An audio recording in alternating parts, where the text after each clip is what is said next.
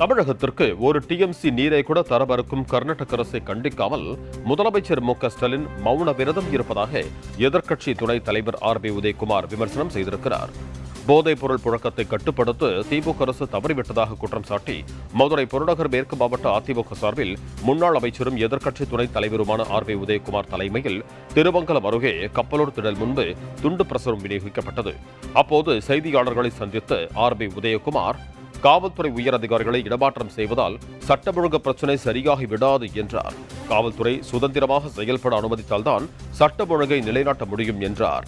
தமிழகத்தில் நடைபெற்று வரும் கனிமவள கொள்ளை குறித்து முதலமைச்சர் இதுவரை வாய் திறக்கவில்லை என்று சாடிய ஆர்.பி. உதயகுமார் 5 மாவட்டங்களில் சட்டவிரோதமாக மணல் கொள்ளை நடந்திருப்பதாக சுட்டிக்காட்டினார்.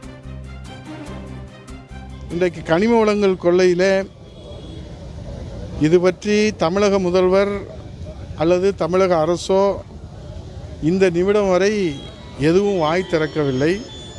5 மாவட்டங்களிலே சட்டவிரோதமாக மணல் எடுக்கப்பட்டுள்ளது. மணலினுடைய மதிப்பு 4730 கோடி ரூபாய். ஆனால் கணக்கில் காட்டப்பட்டுள்ள வருவாய் வெறும் 36.45 கோடி ரூபாய். இதை உயர் நீதிமன்றத்திலே அமலாக்கத்துறை அஃபிடவிட் மூலமாக அவர்கள் கொடுத்திருக்கிறார்கள். ஆனால் இந்த நிமிடம் வரை இது பற்றி தமிழக முதல்வர் எந்த விளக்கமும் கொடுக்க அவர் முன்வரவில்லை, அல்லது அவருடைய சார்பிலே தமிழக அரசும் எந்த விளக்கமும் கொடுக்க முன்வரவில்லை.